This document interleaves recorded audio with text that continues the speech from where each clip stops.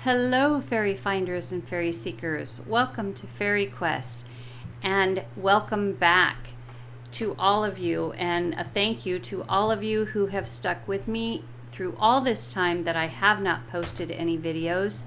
This is very appreciated. Life just has kind of gotten in the way, and I think I'm back. I do. I'm not real sure what kind of video scheduling I'll have or anything like that, but I want to get started. So I can say we moved. So I've been trying to paint walls and things like that. So hopefully the next time you see me, it won't be just blank wall here. And if you hear a fan running in the background, we have central air and it's hot here, but some of the rooms just don't provide as much air as others with the central air. It doesn't pump through quite right.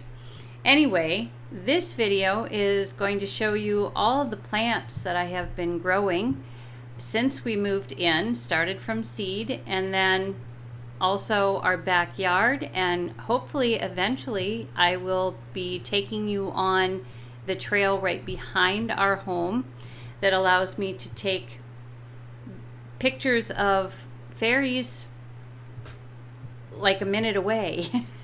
It's pretty awesome. So anyway, I hope you enjoy the video, and we will see you in more upcoming videos. Enjoy. Here is some rosemary that we started as hydroponics back at the old house, and it's still going strong, still wrapped in its tinfoil, and some pretty sorry looking sage, but it is still living. That's a good thing. And then we have some thyme right here, growing in soil, growing very well.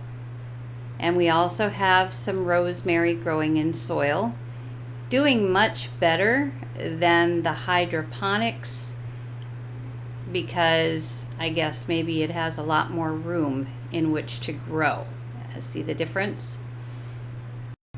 Here's a cactus that I rescued from my daughter's new home in the middle of winter that was covered in cat hair, doing beautifully now. Not sure what kind of cactus it is though. I'm not a real cactus buff. And here we have catnip and lemon balm growing together. Right here's the catnip, and over here is the lemon balm. Not sure how that happened, but I transplanted the catnip and there we have it. Here we have lemon balm growing crazy. Never grown it before. It's like a vine. And then we have more thyme. This was the original thyme planted at the old house as a hydroponics.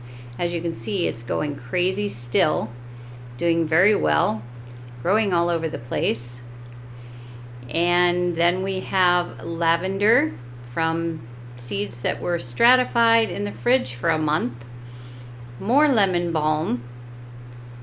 And then we have one more of lavender. So it'll be interesting to see how the lavender grows. I know it'll have flowers. Here we have calendula or calendula, however you would like to pronounce it. All four of these containers, that's what they are. They were all started at the same time. As you can see, the two back ones are amazing, and I did not expect them to grow like this, grow so tall. There's a flower. The ones in front definitely, for some reason, just are very small yet. Not sure what's going on with those, but they're still growing, but I sure did not expect what I see here. In the corner out of the sun, we have the aloe vera. Same old aloe vera, it just has not grown a whole lot. And then we have my grandson's marimo, which is basically an algae ball in water. It's called a marimo. It's supposed to be kind of like a pet in Japan, from what I understand. Pretty cool though. Stepping outside, we have the tomatoes, and we don't have any tomatoes yet, but they are starting to flower, which is really cool. That means tomatoes are coming. There's 4 separate plants in this pot. Then over here we have a much better crop of sage, if we can keep the ants from eating the leaves. And we have basil, which can't wait to dig into that, and geraniums. Those bloomed like crazy, as you can see, and a little pot of sweet peas that are starting to get some actual peas on them. Up here we have mint. That was one my grandson wanted really badly. Doing very, very well.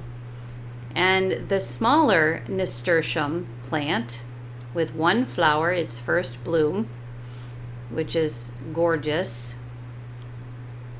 And then over here is the large nasturtium plant. This one has a lot more flowers, I should say, and it is very long. Again, never having grown these, I had no idea how long they were going to be and how much room they would take up. But this grows some interesting colored flowers. We have mostly red here, and we have yellow, all growing from the same plant, and a red one up there. And if you look at the leaves, the nasturtium plant is great for antibiotics. The larger the leaf, the better the soil, and it's supposed to be one of the best antibiotics you could find. And the flowers are also edible. Not to mention it's super pretty. Really pleased with this. Down here are 2 watermelon plants. There were 4, but the last rain beat the other 2 into the ground pretty quickly. So 2 are left. Can't wait to see how they turn out. Down below the deck here, my grandson and I did sunflowers, a good number of them, and some of them have survived, some of them haven't. They're not really large enough for you to see much of anything yet, but they'll get there as long as, again, the rain doesn't beat them into the ground or the heat get to them. And here is the backyard. It is wooded. We are working on cleaning it up. It was kind of a mess when we first moved in, and it was too cold at that point. So we have a good amount of wooded area with raspberries and blackberries. There are mulberry trees, there's lilac trees, there's honeysuckle.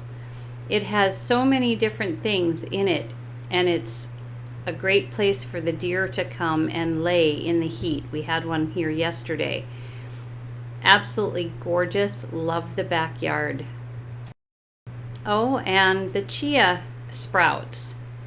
Check out those roots on the bottom.